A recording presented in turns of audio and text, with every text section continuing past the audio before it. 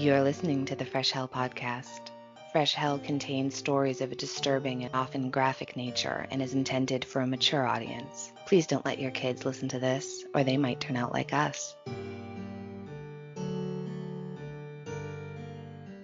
Thanks for joining us. I can't wait to talk about this week's topic. I know. This one was really hard to put together because there's so much information out there, and whittling it down to just try to get the most relevant information while still keeping all the really juicy macabre aspects of it was kind of a challenge. But it's a good story, and it's as old as Methuselah. Maybe literally. Johanna, do you believe in curses? I think I don't. I do strongly believe in some form of karma. Like for me, everything we send out into the universe is energy, like positive and negative, and it will eventually come back to us. That's the kind of thing I wish I believed was real, but I've just not seen enough evidence to support it. But for curses, yeah, I don't know. I wouldn't say that I don't not believe in curses. I've even considered whether or not I might be cursed. Well, you actually might be. I even had a doctor joke about that once. But I guess I see curses in the same way as I see like luck or Bigfoot. Like, is it a tangible, scientifically proven thing? No. Is it possibly maybe a real thing? Yeah, you bet, But generally speaking, I'm not a big believer in curses. And that's saying something because I'm a Red Sox fan from the Kennedy Stomping Grounds. So do you want to tell our listeners what curses have to do with today's episode?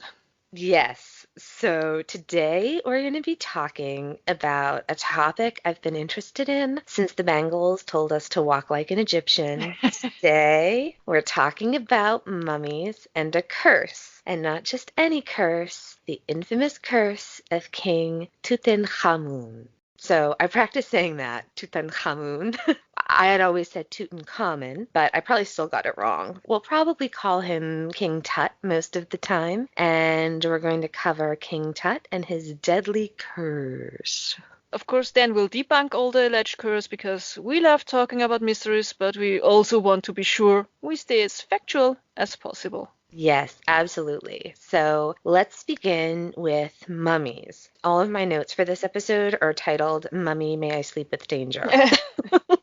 So the first mummies were naturally occurring. The climate was very hot and windy, and a body buried in the sand would have mummified naturally. But over time, it became a highly skilled and very detailed intentional process. Yeah, the Egyptians believed that the mummified body was the home for the spirit or soul. If the body was destroyed, the spirit might be lost forever. They also believed that anything entombed with them could be magically accessed in the afterlife. And if you believe your afterlife will last as long as your body will, then you'll need to preserve that body. And that's how intentional mummification became a thing. So let's talk a bit about how mummies were made. I think that's very interesting. It is, yeah. And a lot of the information on making a mummy came from the Smithsonian website.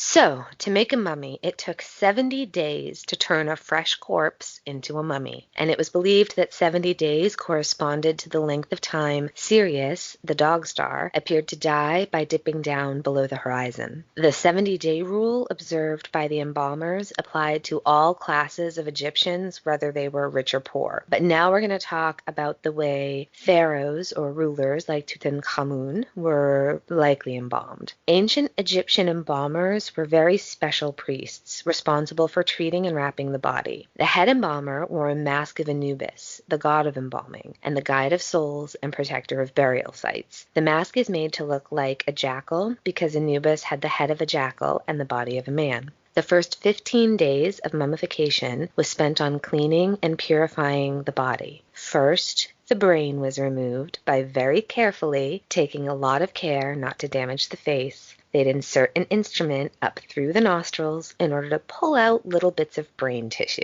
And I read somewhere that they'd sort of get in there and root around and pull as much brains out through your nose as they could, and then leave the rest to liquefy, because after a day or two in the hot Egyptian climate, they'd just roll the body onto its stomach, and those liquefied brains would just pour out with ease, like pancake batter. Now I want pancakes. After the brain was removed, resin would be poured into the skull cavity to prevent it from collapsing. Isn't it amazing what you can do with resin? I mean, no wonder do-it-yourself housewives all over the world love that stuff. No. Now I'm imagining like mummification memes with nailed it captions. Oh man. Step away from the So resin. The next step was removing the abdominal organs through a cut usually made on the left side of the abdomen. They left only the heart in place, believing it to be the center of a person's being and intelligence. The other organs were preserved separately, with the stomach, liver, lungs, and the intestines placed in special boxes or jars. These boxes or jars are known to us as canopic jars, and they were entombed with the mummy. In later mummies, the organs were individually mummified, treated, wrapped, and replaced within the body. Even so, unused canopic jars continued to be a big part of the burial ritual. then the body was washed with care using palm wine, which would kill the bacteria that causes decay, and then it was rinsed clean with water from the Nile. That sounds a bit counterproductive though, but okay. I know. Even though, they were one of the most advanced civilizations, but germ theory was still several thousand years away. The embalmers next had to remove all the moisture from the body. To dry the body, they covered it with natron. It's a type of salt with great drying properties. And so they placed additional packets of this salt inside the body and left everything alone to dry for exactly 40 days. 40 days later, when the body had dried out completely, the embalmers would remove the internal packets of salt and wash all the salt off the body before anointing it with oil, incense, spices, and resin. The result was a very dried out but recognizable human body. To make the mummy seem even more lifelike, sunken areas of the body were filled out with linen and other materials, and false eyes were added. We still do this today, actually, in modern embalming. So now I have to imagine mummies with googly eyes. Yeah. Yeah, but about that, is it true that you embalm all bodies in the US? No, not all, but I would say probably certainly most. It's still the norm to have a wake with an open casket and then have a funeral with a closed casket. I unfortunately know that if you need to transport a body from one state to another, then you have to embalm the body. But you can still be cremated immediately if you want without being embalmed. And the Catholic Church will still put up a fight if you do this. They definitely want everyone embalmed. But I think and hope that embalming in general is starting to sort of show a decline, isn't it? At least I hope it is. How about over there? Yeah, we don't do that at all. And I mean, we are still a majorly Catholic country, but we don't do open caskets. We don't embalm. You can get cremated or just, buried. Okay. It's really awful, embalming. When you think about the toxins that must be in a cemetery. And it's all down there now. That's where your Yeah. drinking water comes from. Yes, exactly. Yeah. No, it's not good. So next was 15 days of wrapping, bandaging, and painting began. Each mummy needed hundreds of yards of linen. The priests carefully wound the long strips of linen around the body. Sometimes they'd even wrap every finger and toe individually before wrapping the entire hand or foot. In order to protect the dead, amulets were placed among the wrappings, and prayers and magical words were written on some of the linen strips. Often, the priests placed a mask of the person's face between the layers of the head bandages. At several stages, the form was coated with warm resin, and the wrapping continued until at last the priests wrapped the final cloth or shroud in place and secured it with linen strips. The mummy was now complete. And while the priests were busy getting the body ready for the afterlife, others were busy creating the tomb. Usually, of course, the building and preparation of the tomb had started long before the person's actual death. But now there was a deadline, and craftsmen, workers, and artists had to work quickly. Because remember, there was so much that needed to go into the tomb that a person would need in the afterlife. Furniture and statuettes were readied, wall paintings of religious and daily scenes were prepared, and actual containers or lists of food and written prayers finished. They believed that through a magical process, these models, pictures, and lists would become the real thing when needed in the afterlife, and I think that's pretty neat. In early years, sometimes favorite servants of the rulers would be put to death and entombed with the king, but later their names went on these lists, which I think was probably a relief to those who served, but right? I'm not sure. Maybe it was an honor. I don't know. I'm not certain. But even if it's an honor, you can't be that thrilled about it, right? I mean, either way, once this was done, they were now ready for the funeral. As part of the funeral, priests performed special religious rites at the tomb entrance. Then the mummy, though that's not what they called the body, the mummy was placed in his or her coffin or coffins in the burial chamber, and the entrance was sealed up.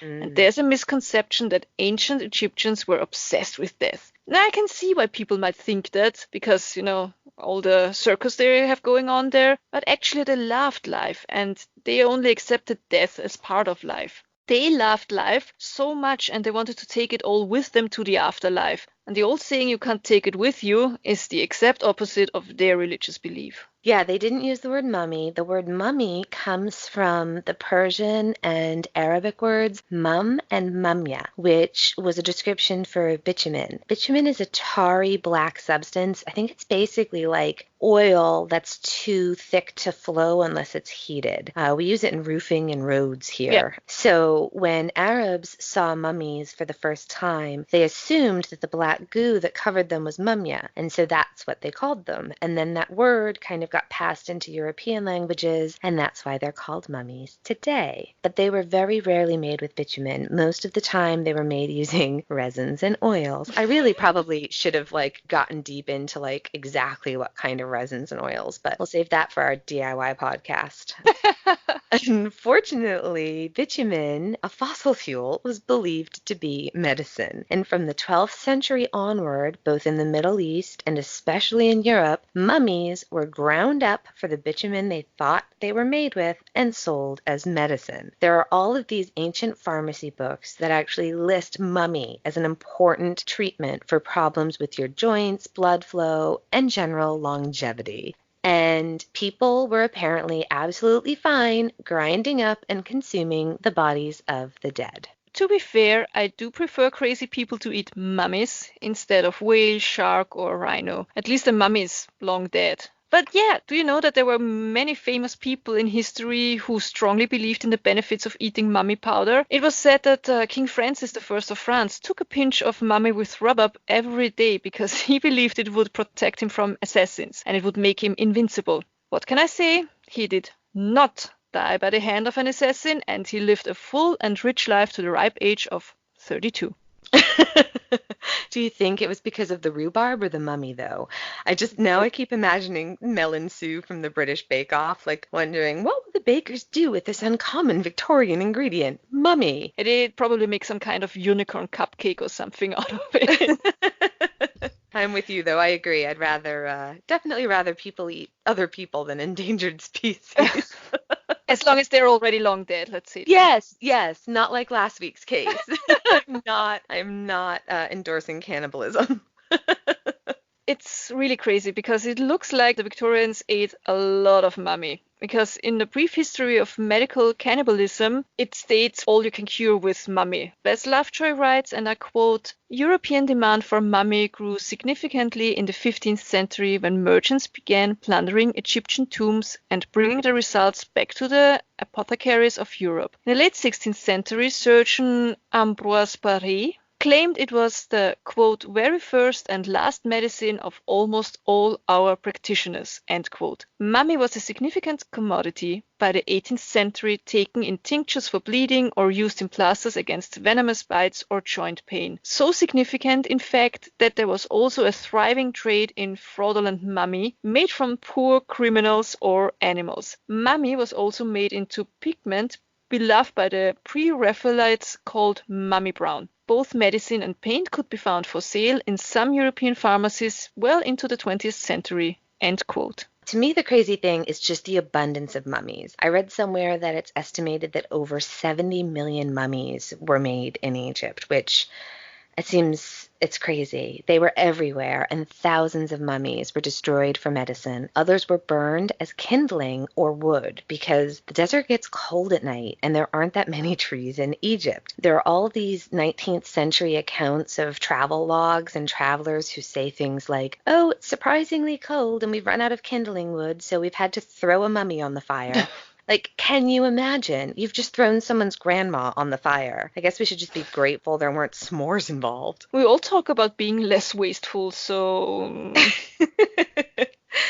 It seems very few people at the time treated these mummies like actual human disease, but mummies always had an air of magic attached to them. According to a PBS Nova interview with Salima Ikram, an Egyptologist at the American University in Cairo, and I quote, mummies were considered very Gothic, and in the Victorian era, when anything neo-Gothic was cool, unwrapping mummies became very stylish. So people would bring back or buy mummies from Egypt and have unwrapping parties. We have invitations saying, come to Lord Longberry's at 2 p.m. Piccadilly for the unwrapping of a mummy from Thebes. Champagne and cannabis to follow.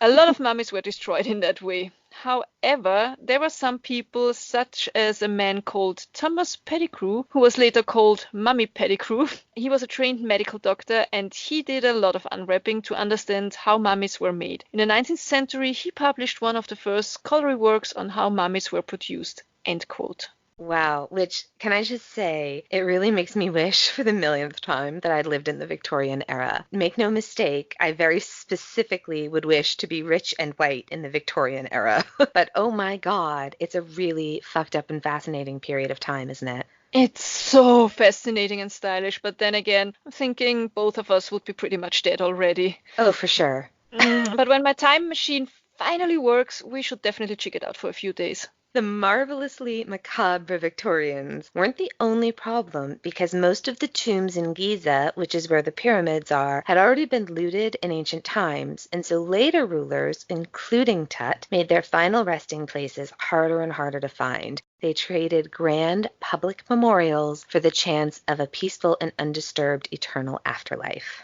Yeah, and that we're making it harder for grave robbers to find, but also for archaeologists. Exactly. And that brings us to part 2. We're going to move forward in time and talk about the discovery of King Tut's tomb. All right. I really love this stuff. I hope you guys find this interesting. So, George Edward Stanhope Molyneux Hebert, the 5th Earl of Carnarvon, was born on June 28, 1866, at Highclere Castle in Hampshire, England. Now, if you're as much of a Downton Abbey fan as I am, you might recognize the name Highclere. It's where the show was filmed, and it's the ancestral home of the fictional Crawley family, one of my favorite fictional families.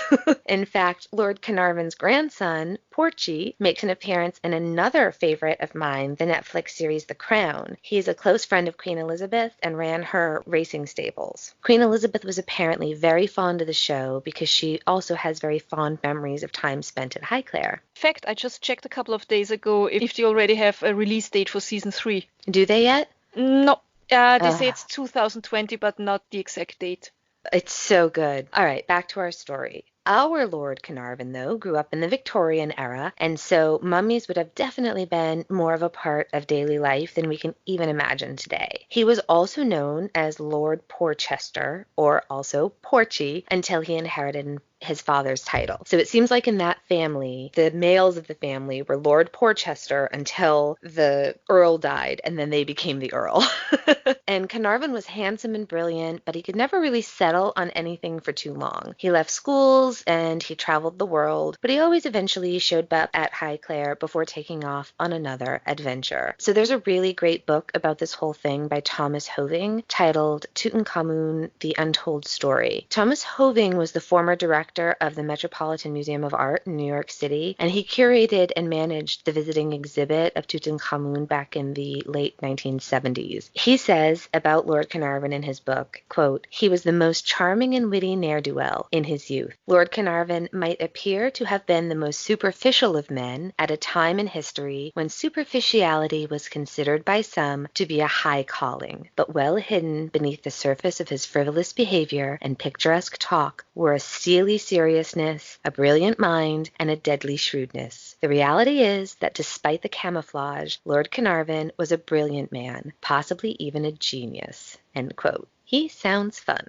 So, on his 29th birthday, Lord Carnarvon married the beautiful and intelligent Almina Wombwell. She is the illegitimate daughter of millionaire banker Alfred de Rothschild, and Carnarvon received £500,000 as her dowry, and he used that money to pay off his debts and start a racing stable. Almina got to lose the last name Wombwell, which to me seems like a fair trade. He then used that money and became famous for horse racing and then car racing. They had 2 children, children, a son, Lord Henry, and a daughter, Lady Evelyn Hebert, who would go on to become his best friend and a regular companion in Egypt. I love that. My dad is one of my best friends, too.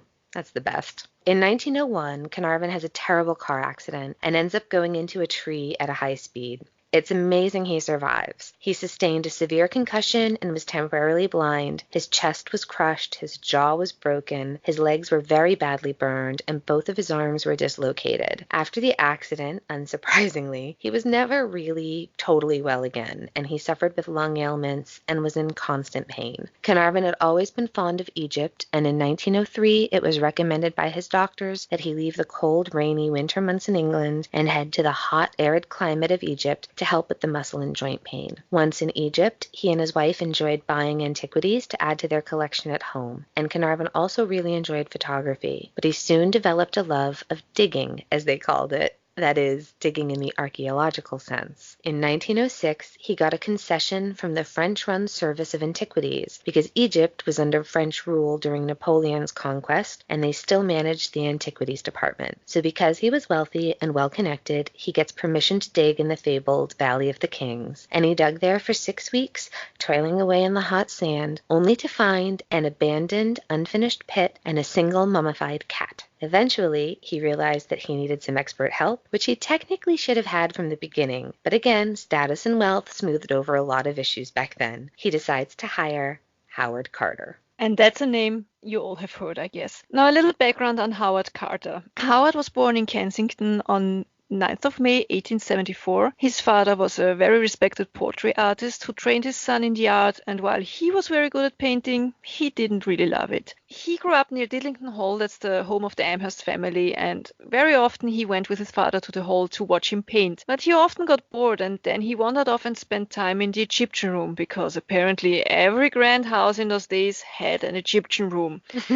And house is understatement here, because Diddlington was a really grand mansion, and it was sadly torn down in the 1950s. In any case, Howard spent a lot of time looking at the impressive collection Amherst had accumulated over the years, sparking Howard's fascination in things Egyptian. The Amherst family would be the key to Howard Carter's entry into the world of Egyptology, providing the contacts and recommendations which led to his arrival in Egypt. Because of this support, in 1891, when Howard was just 17 years old, the Egypt Exploration Fund, or EEF, sent him to assist an Amherst family friend in the excavation and recording of Middle Kingdom tombs at Beni Hassan. And although Howard Carter was only 17, he was innovative in improving the methods of copying tomb decorations. In 1892, he worked under the guidance of the very well-respected Egyptologist Flinders Petrie for one season at Amarna, the capital founded by the pharaoh Akhenaten.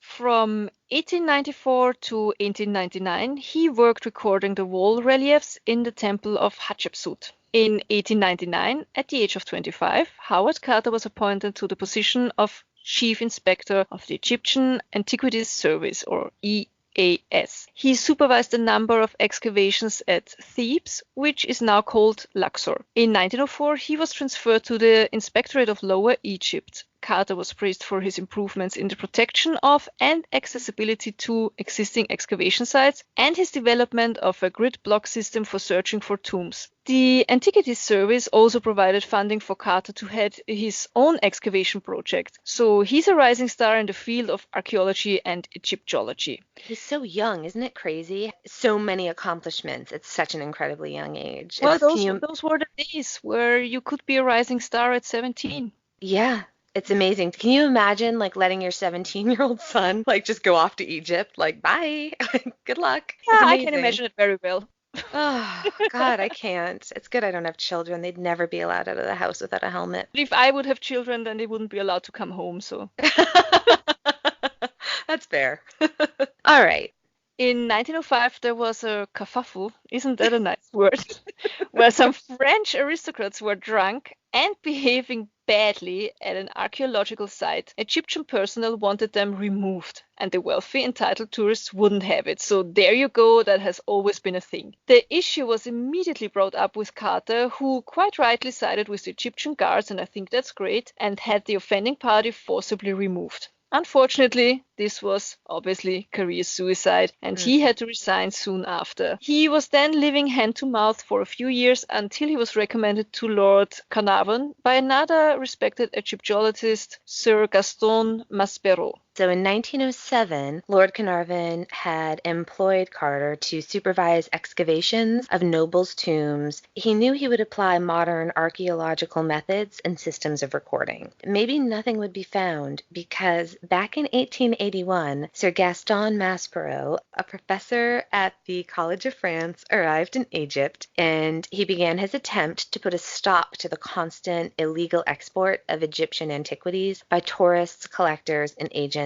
for the major European and American museums. Items clearly belonging to rulers that hadn't yet been discovered by archaeologists meant tomb robbers had found them first. So apparently there was an entire village called Gorna, and it was known for being made up of treasure hunters. And Maspero went there and he arrested Abd al-Rusul brothers. And these guys were known grave robbers. Apparently they were interrogated and possibly tortured, and they confessed under torture to having found a great cache of royal mummies. They'd been living off the proceeds of picking those tombs clean. So Maspero had to briefly return back to Paris, and while he was away, his assistant, Émile Brouche, convinced local villagers to take him along the long and winding path through the Deir al-Bahri line of cliffs near the ancient city of Thebes, again now called Luxor. They went down into this deep shaft. At the bottom, they entered a chamber, and it was filled with coffins, and it was stunning. On their lids, they had read names that they only could have dreamed of before. Amosis, founder of the new kingdom; Tutmosis, the first, second, and third; Amosis Nefertari, the patron of necropolis workers; Ramses the first and second; Seti the first; all the major pharaohs dating back as far back as the 17th dynasty, which was about 1580 BCE. In all, there were 39 mummies. 19 of them were royals, and a second cache was discovered in 1898, which boosted the total of unearthed royals to 27. Brouche had two serious and understandable fears.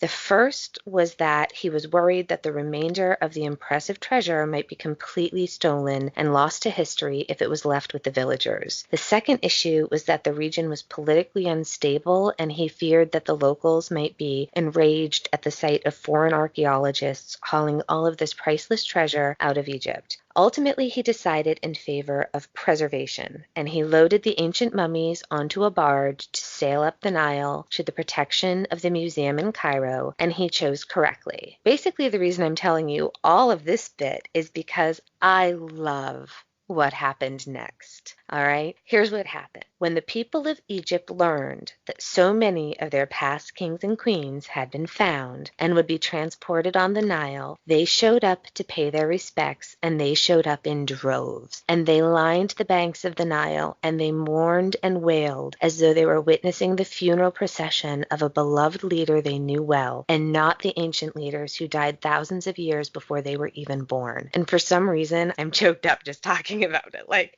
I really like these people. So, sorry.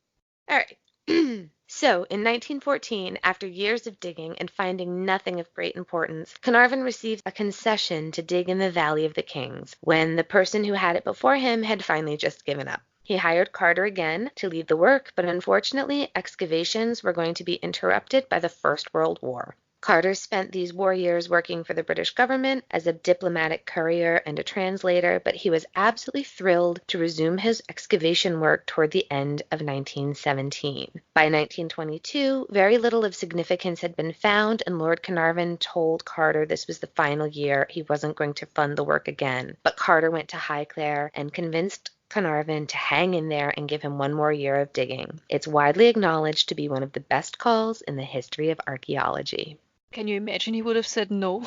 I know. So Carter returned to the Valley of Kings and took a closer look around the line of huts that he had abandoned a few seasons earlier. Then, on November 4th, 1922, their young water boy accidentally tripped over what turned out to be the top step of a flight of steps cut into the bedrock. Carter had steps partially dug out until the top of a mud-plastered doorway was found. The doorway was stamped with indistinct cartouches. These are oval seals with hieroglyphic writing. Carter ordered the staircase to be refilled and sent a telegram to Carnarvon, who was back in England, which read, quote, "At last we have made wonderful discovery in valley. A magnificent tomb with seals intact. Recovered, same for your arrival. Congratulations." End quote. Can you imagine how exciting it must have been to get that telegram? So Lord Carnarvon, accompanied by his daughter and BFF, Lady Evelyn, they take off and return to Egypt as fast as they could, which at that time was by ship. So they got there 2.5 weeks later.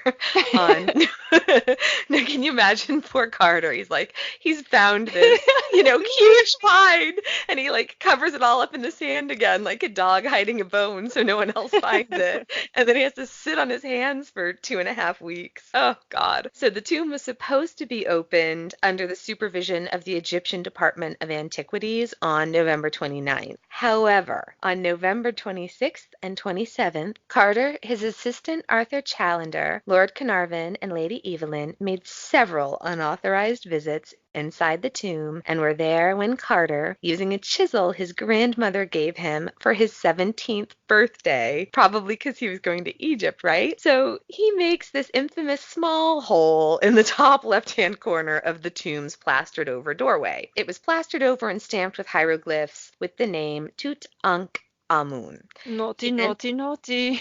So naughty. So he then put his hand holding a lit candle through the hole, and at first the candle just flickered like crazy because you've got all this stale air leaving the tomb and fresh oxygenated air going into it. And so Carnarvon says, "Can you see anything?" And Carter replied with the famous words, "Yes, wonderful things." Carter would later write, quote, "At first I could see nothing, the hot air escaping from the chamber causing the candle flame to flicker. But presently, as my eyes grew accustomed to the light, details of the room within emerged slowly from the mist. Strange animals, statues, and gold. Everywhere the hint of gold." End quote.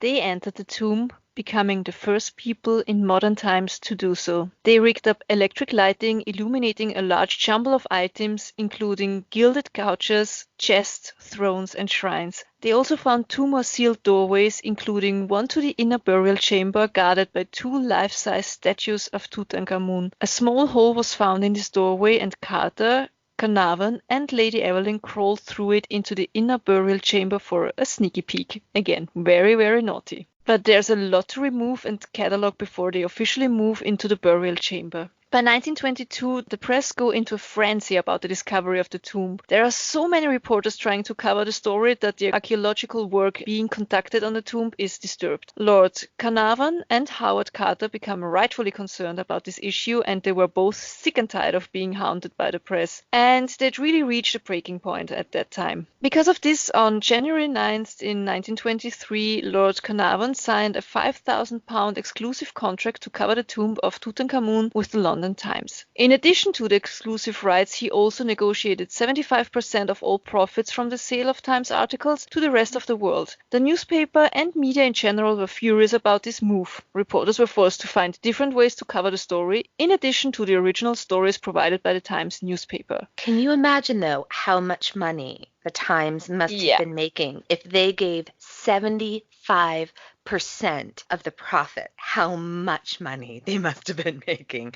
I think that really hammers home, just for our listeners, how huge this story was. On 16th of February 1923, Howard Carter opened the sealed doorway to the chamber containing the impressive sarcophagus of Tutankhamun. The pharaoh's sarcophagus was not opened immediately. The outermost container almost filled the entire burial chamber and had a solid lid which was too heavy to lift manually, and again there was a lot to catalog and remove from the chamber. Once they brought in some special tools and equipment, the intricate work began. Slowly but surely the top was raised. The work was painstakingly slow, as one slip would have brought disaster, and when that lid came off, they found another coffin. And then another coffin.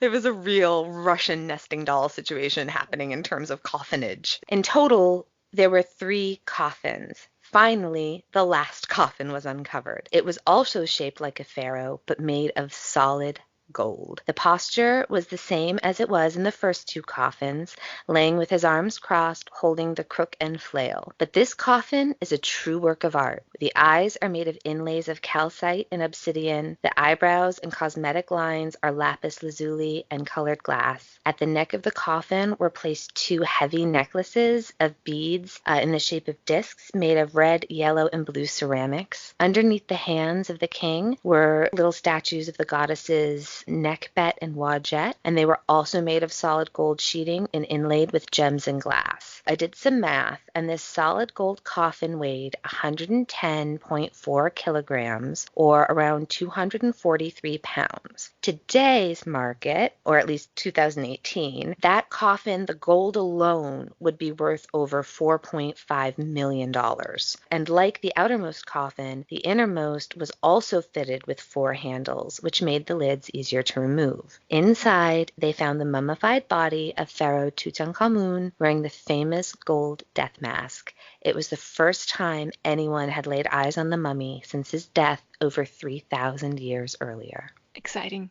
So It's exciting. amazing. I think I just love this. I think it's the coolest thing. And what's really cool is that this tomb, it is considered the best preserved and most intact pharaoh tomb ever found in the Valley of the Kings, and it was eagerly covered by the world's press. But most of their representatives were kept in their hotels, much to their annoyance, as we can imagine. Only H.V. Morton from the Times newspaper was allowed on the scene, and the journalists from other newspapers needed to produce exciting stories, and that's probably the how and why the curse myth started. And it all began with a canary and a cobra. Howard Carter had brought a pet canary with him to Egypt to make him feel less alone. I can exactly understand that sentiment. And on the day they opened the tomb, a cobra was found inside the bird's cage. And I'm sorry to say, the bird did not survive. Household staff saw this as a very, very bad omen and a warning, because after all, the cobra is a symbol of the pharaohs, and they begged Carter not to go into the tomb, but of course he did.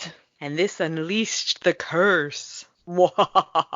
Let's talk about the curse. The first apparent victim of the mummy's curse was Lord Carnarvon himself. He had become ill in March of 1923. He was shaving with a straight razor when he nicked a mosquito bite on his cheek. That could have gone a lot worse, actually. He was shaving with his straight razor when he sneezed and cut his own drug. I'm literally, I don't even like to watch movies where people are like shaving someone else. I'm like, oh, he's going to cut his throat. She's going to cut his throat.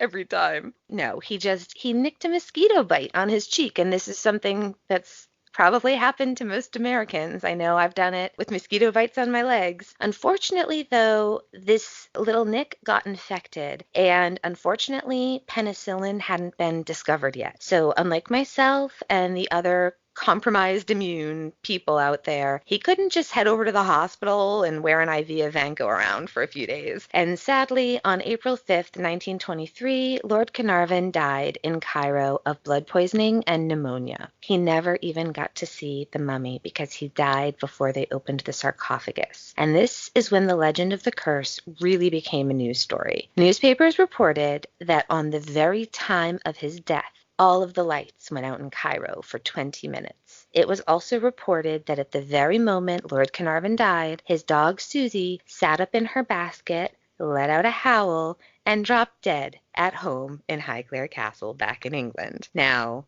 I don't know, for some reason, we agreed that this dog death doesn't really bother us. So more of It's a natural death. Dog. Yeah, it's okay. Then, on the day that the news of the death of Lord Carnarvon reached England, Sir Arthur Conan Doyle, the author and creator of Sherlock Holmes, so he's super famous, and he's being interviewed by a newspaper reporter from the London Times. When the reporter informed him that Lord Carnarvon had died, Doyle repeated his views that the death could have been a result of elementals or curses created by ancient priests to guard the tomb of King Tut. The story, with Sir Arthur Conan Doyle's affirmation of a curse, made headlines in newspapers around the world. A curse was found, they said, an engraved plaque with the ominous message, quote, "Death comes on swift wings to he who disturbs the tomb of the pharaoh," end quote. So if a mosquito bite ultimately led to Carnarvon's death, then that curse was true. You know, mosquitoes come in on swift wings. Yeah.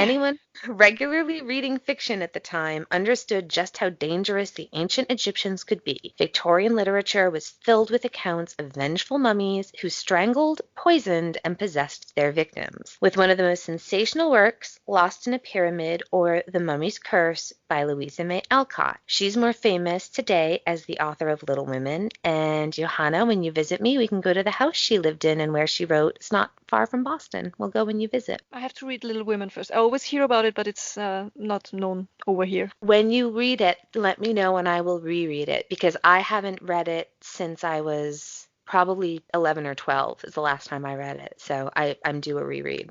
We go there. We have a lot to do when I come to Boston. I know, you're going to have to come for like a month. Is that okay? Bring the dogs. Put them on the seat underneath the seats in front of you. They're both small enough. All right, back to our curse. Already before Carnarvon's death, another famous novelist named Marie Corelli had warned against tampering with the unknown. Quote, I cannot but think that some risks are run by breaking into the last rest of a king of Egypt, whose tomb is specifically and solemnly guarded, and robbing him of his possessions. End quote. And the newspapers now blamed the death of Lord Carnarvon on a curse. On 14th of April in 1923, the New York Times reported, quote, Carter ignores curse idea. Then it was reported by newspapers that, quote, several American politicians went so far as to call for an investigation of mummies to determine whether or not these possessed the same medical dangers as those thought to be in the tomb.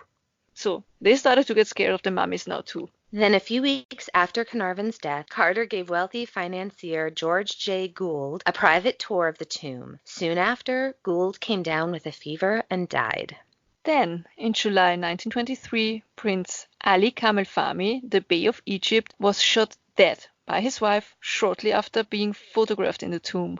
Then Lord Carnarvon's half-brother, aged 42, also died of blood poisoning 6 months after his sibling. Then, in 1924, a mystery illness killed Sir Archibald Douglas Reed, the man who X-rayed Tutankhamun's mummy. Then Hugh Evelyn White was an archaeologist who definitely visited King Tut's tomb and might have even participated in the excavation. Like the rest of the crew, he was thrilled with the discovery until he watched members of the excavation team meet untimely deaths after the dig. In 1924, Evelyn White hung himself and left a message written in his own blood, saying, quote, I have succumbed to a curse which forces me to disappear. Ooh. I know. It's not good, right? Then Richard Bethel was Lord Carnarvon's secretary and accompanied his boss on the trip to King Tut's tomb. Legend has it that Bethel was actually the second person to enter the site right after Howard Carter. Bethel lasted a little bit longer than his boss. He died under suspicious circumstances in 1929 when he was found smothered to death in a gentleman's club. And if that weren't enough, Bethel's father, Lord Westbury, who was also named Richard Bethel, committed suicide less than a year after his son's death, and he left a note blaming the curse for his son's death and ultimately his own. The apartment he was living in contained artifacts from the dig obtained by his late son. Westbury's suicide note read, quote, I really cannot stand any more horrors and hardly see what good I'm going to do here, so I'm making my exit, end quote.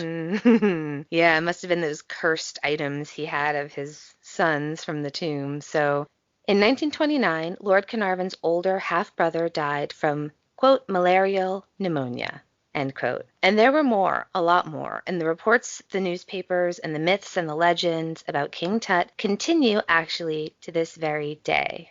The one upside to this huge curse mythos, people really believed this was a thing. And so as a result, what happened and still happens to this day is people started returning objects that had been sort of illegally taken out of Egypt, and they felt like they were cursed. And so all of a sudden, museums in Cairo and other museums around the world started receiving packages containing things like mummies' hands or jewelry or amulets or whatever it was, statues. And so they actually ended up getting a lot of lost, precious pieces of art back because people believed in the curse. In 1995, Cheryl Munson, she was a cancer survivor, and she made a bucket list trip to Egypt with her husband, where they visited the tomb of King Tut. And when they were there, Cheryl couldn't resist reaching out and touching the ancient paintings on the tomb walls. The guard told her off, but she didn't regret it. She felt like she had touched history itself. Soon after they returned to the United States, Cheryl developed developed a persistent cough. Her husband urged her to see a doctor, but she had had her fill of doctors during her long battle with cancer, and she just really didn't want to go. Finally, it got very bad, and she was hospitalized. She was dying of respiratory failure, but they couldn't figure out why.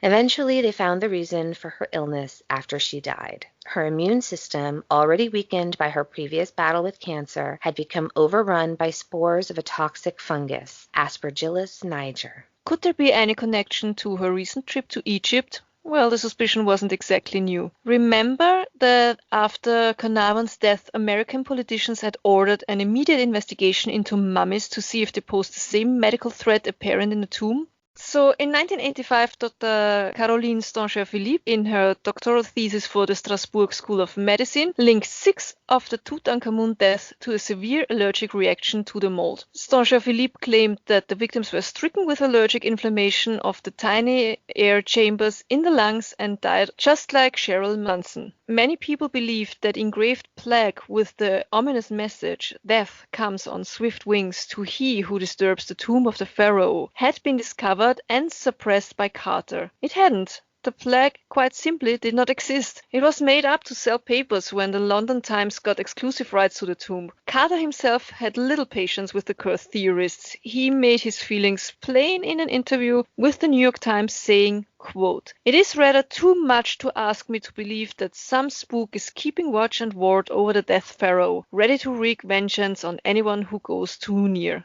End quote. Inevitably, his denial that a curse existed sparked a new theory among curse believers that Carter was collaborating with authorities to hide the evidence of a dangerous curse.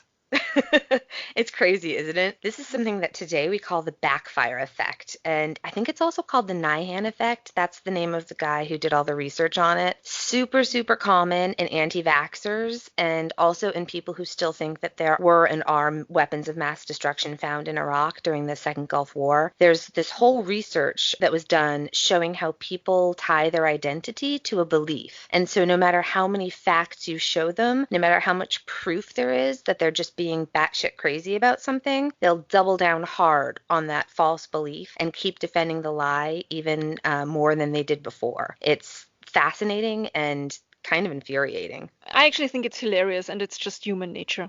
It's Yeah. hard for people to admit that they're in the wrong. So back to Carter. After the find, it would take Carter the next 10 years to catalog all of Tut's treasures. And though he had put literal blood, sweat, and tears into the find and a decade painstakingly documenting the thousands of objects found within, he never received formal acknowledgement from either country. He died from Hodgkin's disease on 2nd of March 1939, and he was 64 years old. Very few people attended his funeral. So maybe he's the only one who really was cursed. But yeah, his epitaph reads, you know how I love a good epitaph, right? So my tombstone, my epitaph should just be, she loved a good epitaph. So Howard Carter's read, quote, "May your spirit live, may you spend millions of years, you who love Thebes, sitting with your face to the north wind, your eyes beholding happiness," end quote. And this is a quote taken off off the wishing cup of Tutankhamun. So now we're just going to tell you a little bit about Tutankhamun, because I don't think we can cover this and not cover a little bit about Tut and his treasure. The boy king had been provided with 5,398 things he might need in the next life. That was everything from a solid gold coffin and face mask to beds and thrones, chariots and archery bows, food and wine, sandals and fresh linen, underwear, and Howard Carter documented every one of them, and we'll put a link to the archives up for you. And although looters had broken into the tomb at least twice in ancient times, it remains the most spectacular burial ever discovered in Egypt. And this was for a teenager with relatively short reign. It's hard to even imagine the wealth that must have been buried with one of the big names like Nefertiti, the great queen who was possibly Tut's mother, and also his aunt, because ancient royal families were complicated. Tutankhamun was born Tutankhaten, which means living image of Aten, around 1341 before Christ, to his controversial father Ankhenaten and his sister, possibly Queen Nefertiti. You heard that right. The ancient Egyptians were big believers in marrying within the family. We know that one. So, parents married children, but more often siblings married each other. Tut's father, Akhenaten, had upset the people by changing the religion to monotheism, only worshipping Aten, the sun god. This was not appreciated. When Tut came into his reign at the age of 9, the boy king changed his name to Tutankhamun and went back to worshipping all the old gods, with Amun being the most revered. Tut apparently also had a really great love story, the kind 9-year-olds have, taking his sister, Aksunamun, as his wife when he was 9. She was also his cousin. So the level of inbreeding in ancient Egypt was extreme, and sadly, also entombed with Tut were 2 tiny and highly decorated caskets which held the mummies of his 2 stillborn children. The larger was female, and it's unclear the sex of the other fetus. It was too small and in too poor of a shape to get a DNA sample. Research suggests that King Tut died from an infection caused by a compound leg fracture, exacerbated by a particularly nasty strain of malaria, coupled with suspected generally iffy health on account of all that inbreeding, and you've got one dead pharaoh. Interesting to note that in the case of Tutankhamun, his heart was missing, and we don't actually know why. He also had a serious deformity in his feet, which is likely why over 100 canes and staffs were entombed with him. He definitely needed them. Early investigations seem to imply to bone fragments in Tutankhamun's skull to propose the theory that he died from a blow to the head by political rivals, but it was found to be damage caused when handling the mummy. Did I ever tell you... That's a fun story here. Did I ever tell you that one of my friends in high school had a crush on King Tut? Yeah, No. yeah, we were some proper weirdos. Oh, wow. I remember I had a friend in 5th grade who had a crush on Hulk Hogan, and I thought that was weird. We were 3 friends. She had a crush on King Tut. Another one had a crush on Alexander the Great. Oh, and then who had the crush on Napoleon? Was that was you me. or another? Yeah, that was me. Still do a little bit. I went to see him twice in Paris. Nice. Visited. I don't know who. I'm sure after this episode, my sister will remind me of strange people that I had a crush on. You were the one with Hulk Hogan. I'm not going to judge you. No, I wasn't. I really wasn't. I wish I could remember her name. She went to St. Mary's School in Longmeadow, and she had red hair and freckles. Any case, there's still a lot of debate about what exactly caused the young king's death. Some people think he fell off a chariot, some think he might have been hunting ostrich and suffered a fall, or that his leg was injured in a hippo attack. And I sent you that video. I'm going to post that video because ever since I read that, there's that video of Fiona the hippo like slow-mo biting someone's leg, and then she just looks really like startled and off put. It's the cutest thing. You guys have to see it. Whatever the reason Tut died, he only ruled for about 8 to 9 years, and we know his death was sudden and unexpected. And we know this because the tomb he was found in was very, very small in light of all the treasures that were inside. There's also some evidence that the paint on the walls was still wet when the tomb was sealed. There really wasn't that much known about him until his tomb was found. His Grand Vizier, so the Jafar character in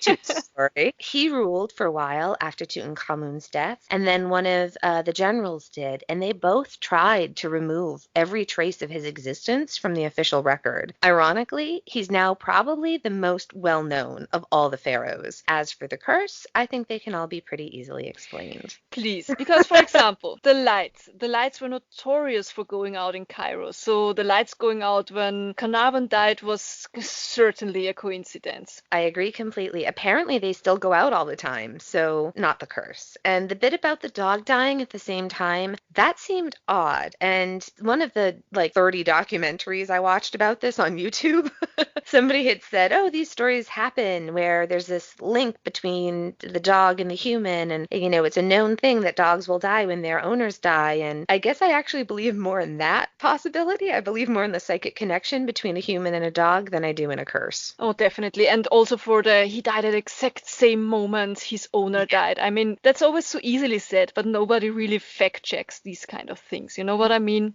I do. Yeah. So, and for the rest of them, people died all the time back then, before vaccine, before antibiotics, malaria, tuberculosis, and probably aspergillus would be killing people all the time. Yeah, I agree completely. I mean, The Curse is a great story, but that's really all it was, a story. The story of the boy king, Tutankhamun, and the pharaoh's curse. I hope you guys enjoyed it. And as a side note, I've had Steve Martin's King Tut song in my head since I started researching this thing, and now I'm starting to rethink my stance on this.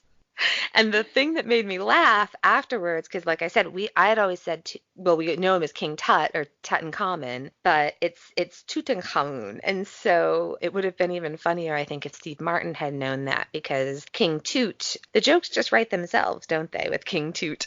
We're going to post a link to that classic Saturday Night Live skit with Steve Martin in the Facebook group, and so you can suffer along with us. But keep in mind that song is not factually accurate.